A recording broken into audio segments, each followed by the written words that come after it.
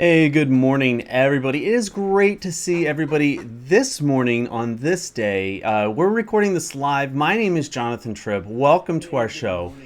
Let's see here. Welcome to our show. All right. So let's see what is going on in the world today. This is what I see is happening. Look, it was a long weekend. It was a great weekend for me. Now, what I see going forward what I see going forward is that we're going to be able to be, let's talk about something that's a little bit different. We've been talking about social media, live streaming, and not that those aren't important.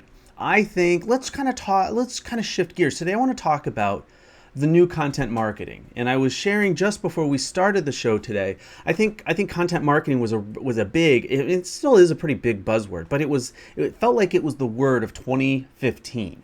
And not that you're already behind, but I think it got a lot of extra attention, a lot of extra exposure, a lot of extra conversation. That was until live stream started, and whoever thought live stream would be this big, but it is, and it's the new blog as far as I'm concerned. It's really the newest, latest way to stay in contact. I don't see it being surpassed anytime soon by another technology. And by the way, I kind of group a lot of the VR, the AR, the 360 live picture cameras. That's all lumped into this. And believe it or not, I actually even kind of put Snapchat into that as well. But we'll talk about some of these other things and why I think some of them, they're really interesting, and I think they're really important. I want to bring up some. We talk about features first, right? And this is the exact opposite of how they tell you to sell everything. Don't talk about features, talk about benefits. Well, I'm going to talk about features, and here's the reason why. Because I think the benefits of live stream, when we talk about live stream, we think about engagement. We think about responsiveness. We talk about being, it gives us a greater sense of the now, relevance, personability, and all of these. I'm using a bunch of different words to describe what I think is actually happening right now. Now that we're in 2016, we're halfway through 2016 compared to, say, a year ago. Even though Periscope had been launched, a few months earlier, Meerkat was big. One of the other big ones that were more on the social side that I saw, a lot of us are familiar, was with Blab, and how it brought live streaming in community sense, but with the conversation aspect, and that I think got a lot of people hooked on what live stream could really be about. Okay, but going forward now, we're used to it. Matter of fact, we even have live stream standards in our mind. We have the etiquette that we expect, right? Now, you're probably already asking yourself, Jonathan, what does this have to do with content marketing and new content marketing? Okay, well, I think old content marketing said you had to be out there. Okay, you had to be out there. You had to know the exact age that you wanted to be reaching. And not, don't get me wrong, these are not important, because they are important. This was the focus. And in 2016, and what I'm kind of just calling and playing around with as the new content marketing, I think it goes like this, right? I think that it's no longer about just the demographics, though they are important. It's not just about the age and the gender. It's not just about your education. It's not just about your geographic location, although they all play a part in this, but they're not in and of themselves. They're not the point of the conversation. The point of the conversation is now, because of things like live streaming and because of how integrated platforms like Facebook are becoming, it's making the world smaller. It's making it more easily accessible because of the analytics that Google is providing. It's making the world more understandable by providing more data points. And we've already talked about this before, where making better data-driven decisions. Okay? Now, each one of those things are an important aspect of your content marketing. The old content marketing said those are what you needed, and based on the popular trends within those, that we're going to guess. We're going to guess what you like. Now, new content marketing, I think, is a fundamental shift. and it requires social listening more than it does guesswork. Okay, what I mean by social listening means being out there, reading the blogs, watching different live streams, not just one type, but watching a variety of different kinds. Okay, so this is kind of where I see new social listening. Yeah, I wish I could come up and take credit for that term. I didn't make that up, but it's true. It's what social listening is. It's being out there and listening, reading, participating even. Okay, so what we have is the fundamental shift. I think it is as a fundamental shift, getting away from the where advertisers and marketers are telling the customer or the potential customer, client, or what have you, this is what people like you want.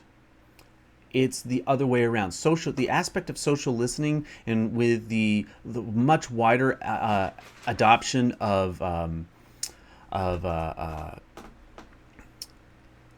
live streaming and things like this, what that really does, that makes everything that we do now about from the customer point of view, not from the advertiser's point of view. And that's one of the biggest things that I want to stress, I want to show, because I think it's really important. Okay, so how do we do this? And I want to actually open this up to a series or with other topics. Okay. That we're going to do. In one of them, I want to talk about it's not telling your customer what to do, it's asking them what they want. We have I use a couple of tools. Some people use Google Forms. Some people just use Facebook has polls. Twitter has polls. These options where you can throw them out.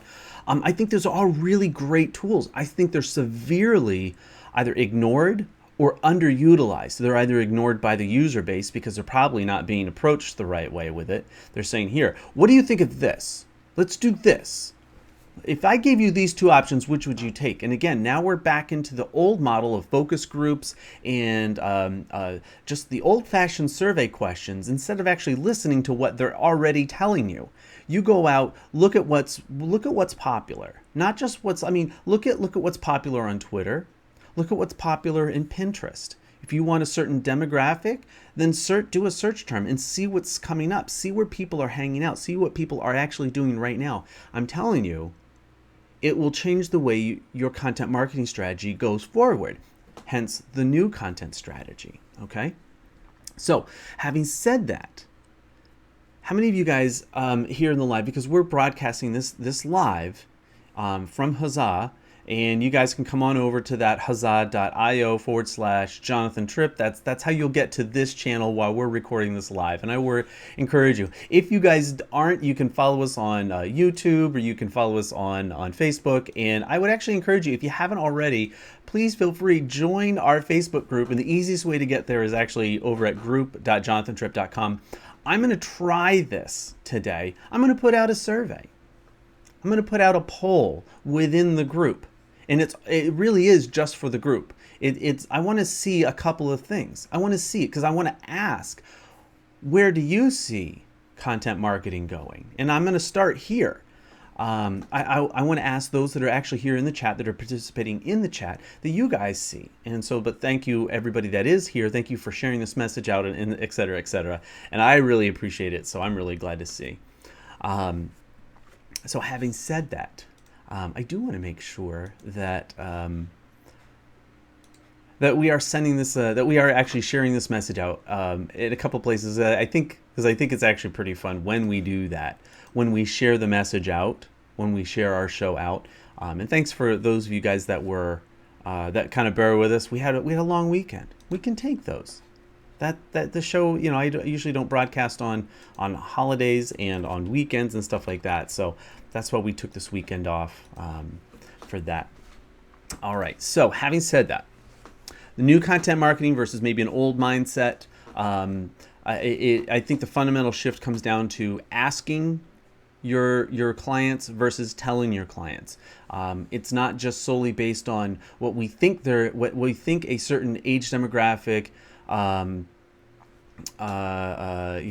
geographical area, gender, job, education. Those are important. Those are not all of it. Another aspect that I want to talk about why I think that old content marketing is different or it needs to go away is this. Okay, how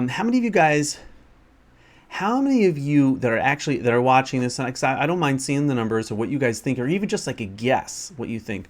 What do you think the average conversion rate for a business for? I mean, you can include cold, warm, hot leads, however you want to term them. What do you think an average conversion rate for a business is using content marketing? What do you actually think that it is? I'm going to tell you what I think it is. I just want to see. Just pop a couple numbers in there. Allison, you're really close to what I think it is. And by the way, here's the mug shot for the day. There's the mug shot. There we go. And Rashim, okay, so Allison says 1%. Rashim says 18%, not to call you out, but you put it 0.05%, right? No, I actually think, I'm going to guess all traffic sources considered. I'm going to guess and say, I say guess, I've done a little bit of reading, but I'm going to say it's around actually to about 2%. Okay. Now, isn't that crazy? That means 98% of people that encounter your content, it has very little relevance to. They don't want to purchase. They don't want to buy. Now, when you start getting into the really targeted funnels and things like this, where you've gone through about a bunch of different layers, or you're selling a product that is literally specifically for a group, there's a couple of dynamics that are going on. One, yes, I'm going to assume that you've already done your homework, that if you're selling, I don't know, dog food, you're only going to target dog owners, right?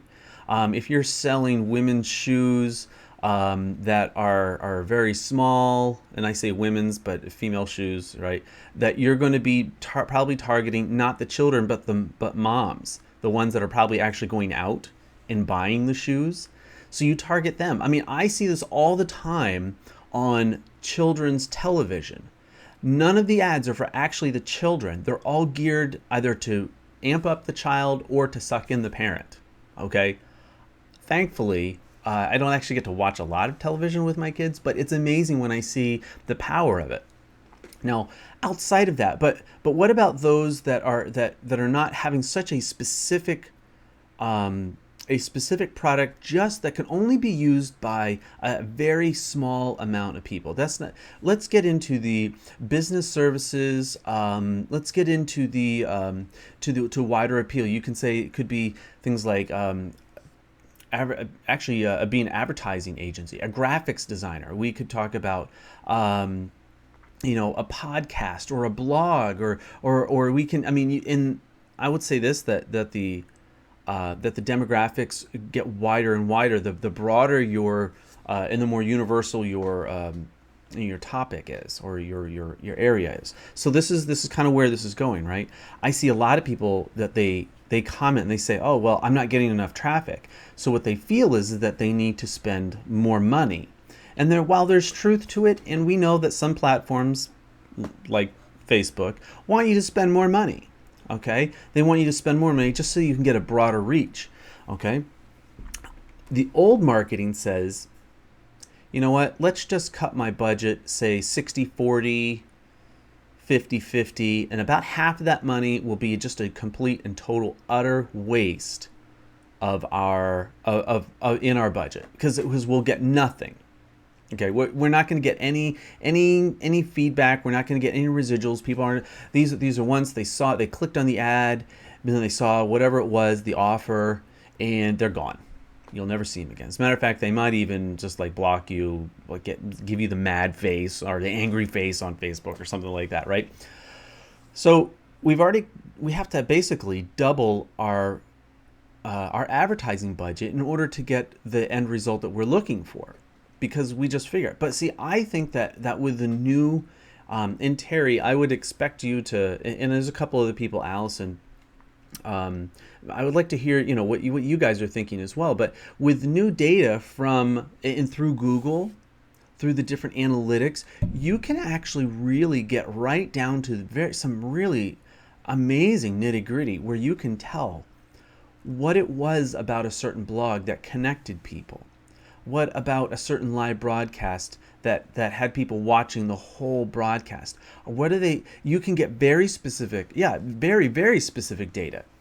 And it's not in a big brother sense, it's more of a, there are ways to whittle it down into bite-sized pieces so that you know that a certain demographic or a certain group of people, they connected with your product. And I'm going to say it like this, it's based on the emotion of it, not on the logic of it.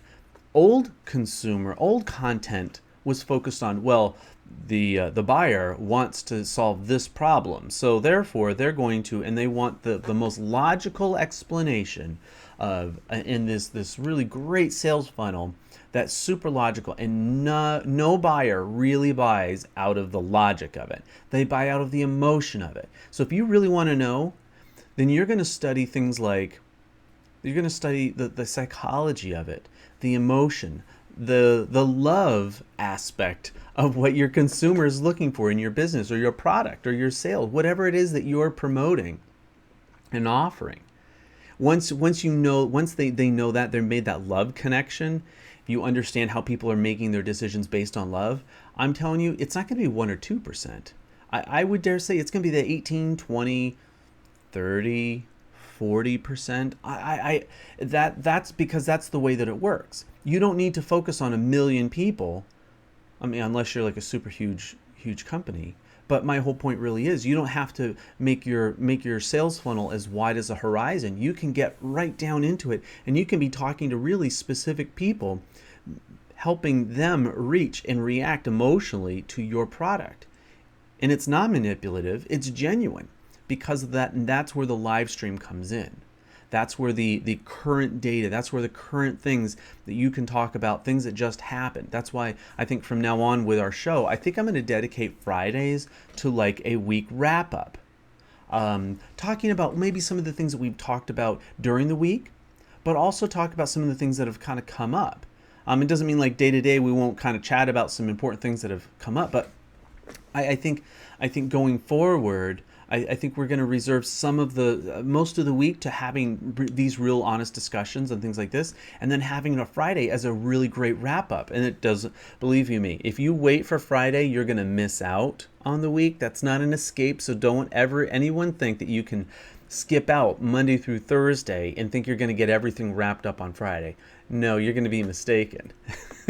So, but good morning and thanks everybody. I just see a bunch of people just kind of came in and jumped in, so it's great to see you guys. But are you starting to understand and see? And I hope that I'm being a good, clear communicator today, talking about this. Okay, sharing what and how I see the different the difference between an old content marketing and the new content marketing. And hi Eileen, it's good to see you. Oh, thank you for the belated anniversary. Thanks Rashim, I really appreciate it. That means a lot. So do you see the difference? And this is this is why I believe that this is a very legitimate thing. This isn't a trend. This isn't just, okay, this will work this week and next week it won't. I think that one of the reasons why I think that this works is because it's data driven. I know I just said logic, and a lot of people just equate those things, that logic is data and data is logic. That's not what I'm saying. I'm saying that you will see the trends. You'll see what people are actually doing and actually talking about through the data, and seeing how long they've been on your website, how many pages, what's their favorite part, are they leaving comments, are they sharing it out, and on and on. And these data points can get so wonderfully exquisitely perfect, and they get to see, they paint you the picture of who's actually participating and where you can where you can lead your client. If you know that they like links, then you can provide links. If you know that they want to see more graphics, you can provide infographics. And guys, it's not a one size fits all. It's a who your customer base is and the message that you're sharing with them. Okay. Can't connect to Hosanna. Oh, okay, Eileen. Well, do your best. And by the way, that is kind of a good reminder, Eileen. Thank you for bringing that up. Some people, if you're not able to watch this on the desktop, you can actually watch the show also on our YouTube channel. And I would encourage you, if you haven't already, please subscribe to our YouTube channel at youtube. And get this, jonathantripp.com. That will take you over to my YouTube page. So I would encourage you to do that. And thank you guys for everybody that is and already has subscribed to our channel. It really does make a big difference, and I love connecting with you guys there too. Let's see here. One of the aspects I think that we're seeing with the new content marketing is that it is as much, we're getting away from just produce something. Okay, produce some content. Just now, it doesn't mean that if you're just starting out, yes, you have to start somewhere. But if you're an established business and you already have your framework and you're trying to set yourself apart, how do you do that now? Okay, this works for small businesses, solo entrepreneurs, nonprofits. It works for religious organizations, non-religious organizations. It works for people groups. It works for animal groups. It's because of who and how you're sending your message out. It's how you're connecting with them. It's not based on the numbers side of it. It's not based on how old you are, where you come from. It's based on the emotion connection. And the data actually reveals that when you learn to look for those data points. And I think it's absolutely crucial, and I really can't wait to actually have this discussion again. And this is I was kind of sharing this a little bit earlier. I think we're going to do this show, and this is going to be part of maybe a new series we're going to be talking about content marketing. Instead of telling your customer, asking your customer, I actually want to do a whole show dedicated talking about surveys and learning how do we ask people their opinions without leading them down the road.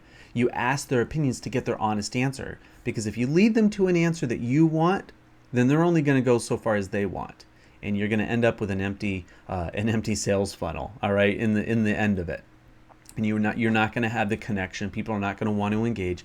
They're not going to want to come back. Now, so I put this challenge out there to everybody, and to be honest, I haven't really been checking a lot of the chat. For a lot of the other platforms, and I'm sure somebody's going to be all over my case about it. That's all right. I usually get comments and things like this, but this is the fundamental change, okay? And this is actually also a fundamental change that I hope, I trust, and I pray that you will hold me accountable, is the change for even a show like this, okay? Guys, I'll be honest, I need to do a better job of watching my analytics, because if I'm going to tell you to do it and tell you it's important, I need to do it too. So I want to be talking about, I want to go back through. So here's shows, ideas, and they're not always going to be talking about this week, but these are upcoming shows. And I want you to understand why I think this is really important, okay? I want to talk about images. Okay, we talk about, I know we're in the age of live video and things like this. I think images and photography are extremely important. Not just off the cuff, blurry images from a moving cell phone.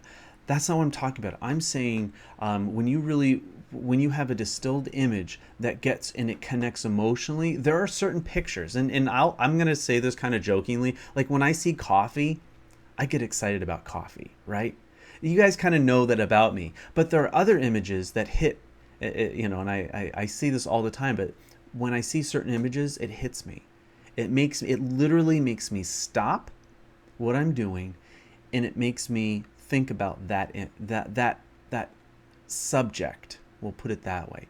That's the imagery that I'm talking about. There's also infographics, and I want to do some shows about some infographics, both sources, the things that we need to be looking at, okay? I also want to get into things like talking about surveys, and I want to go into a little bit more detail on some tools to use, some methods, the ways to share it out. And I'll be honest, you guys are going to be just as much of the guinea pigs if you're in our group, in our Facebook group, as well as our Google Plus group. And if you guys want to join that, please feel free. Just type in, just do a search for Jonathan Tripp Live, and it will come up. And then also another aspect of this, we talk about content marketing. This is why I think it's so really important. I actually want to talk about some of the live stream platforms and do some of the site reviews. We had Ed in our group had started, and I want to help and kind of come along with this. He had started actually a like a comparison chart, a Google Plus comparison chart, and he's shared this out he started this in a Google Doc, and so that it's shared within our community, and it has a list of all of these like different features, and they're comparing these the platforms. Now, it may be too many options to compare, and so I want to do a detailed version, and then I kind of want to do a summary. Maybe it kind of almost sounds like doing a almost like an infographic should come out of it. All right, but that's not exactly where I'm going. But I think that could be done for the group. But this is where I'm kind of going with this, right? We talk about what's so amazing about we'll just talk about video in general. What makes YouTube so great? It's searchable. There's SEO. Usually, and is more often the case, it's well produced. It's the title is engaged. We can leave comments. It gives us clickable links to go other places. But primarily it's a search tool with video attached instead of words attached for a text search. Okay. A live stream, Periscope, or a Periscope style engagement, right? It's a very different thing than YouTube. Periscopes, and even to the point that a lot of Periscopes do not do well. They're not just taking, cross promoting it. So taking the content you produce on Periscope and just simply putting it on YouTube, it's not always a hit. As a matter of fact, most of the time it's really not. Because why is that? People are looking to engage. They come to Periscope because they know it's happening now, and they want that personal connection. That's different. And then we have kind of like a little bit of a hybrid, but it broadens the horizon when it comes to live stream, and that's with it started out with Blab, and there's others. There's Fire Talk and Huzzah, which we're on, and I like Huzzah right now. I can't wait to see what some of the other big platforms like Facebook and YouTube, what they're doing now to involve multiple people with a chat or a chat style live engagement. That to me is going to be super crucial in the next 6 months, 12 months. And I almost want to say this. If you're not necessarily producing a show, but if you're not participating in a show, if you're not participating in some kind of a regular broadcast where people get to know you, I think that you are missing out on a key contributor to getting to know and doing like I said, this social listening. You're going to be missing out on that. I've chosen to produce a show. I want to have a daily show so that we can have these conversations about things. I mean, I can do shows on things that literally happened yesterday, as opposed to trying to produce a once a week YouTube video, which will catch news a week late. And by probably usually, and what we're finding now is because of the how fast technology is actually going, how fast you can actually miss whole trends. You can actually be so far behind the trend that you become irrelevant, and now your content's irrelevant. So that's why I said just be really careful when you do videos about trending topics. Sometimes you can miss out. So kind of going forward, guys, remember this, and we'll kind of sum it up this way, right? Old content marketing included just looking at the demographics, the gender, both the age, the education, all of those kind of categories as the exclusive and as the focal point. Instead, I think new marketing, it requires social listening. It's data driven. It's more along the lines of the emotion, and even more specifically the love, rather than the negative aspect or the negative emotion on that. But it's emotion driven, not data driven. It's not logical. Okay, and I think once we start changing our mindset in the way that we're approaching as marketers, because I don't think anybody here, does anybody here have a live streaming marketing degree? Does anybody have a college degree or a PhD or anything like that? Does anybody have one of those? right? Nobody has them because they don't exist. Now, maybe there's some certifications and there's some training, things like that. And I'm not putting that down in any way. What I'm saying is that the 1950s version of focus groups and questionnaires and surveys and doing phone calls, guys, it's gone. It doesn't work.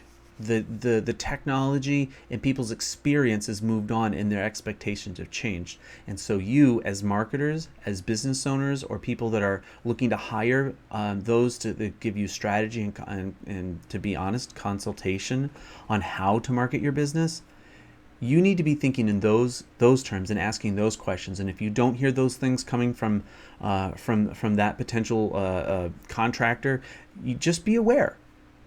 Just be aware and make sure that you're not getting the raw end of the deal, because time is money, and money is what helps grow your business as far as a resource. It's one of the resources.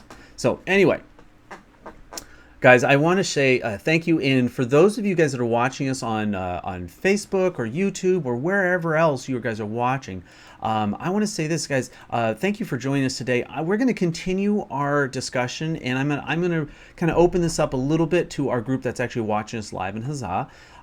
So I would encourage you, if you haven't already, you can come on over there at huzzah.io, and then it's my name, Jonathan Tripp. But if you want to know a little bit more or would like to be a part of our show or get notified of maybe some upcoming topics, some opportunities that are coming out, please join my mailing list, and that's over at jonathantripp.com/better social. I would really appreciate that. That's another great way to connect with us there. So guys, I really appreciate it. I'm super happy. Thank you guys for joining us on this edition of Jonathan Tripp Live. We will see you tomorrow. Take care.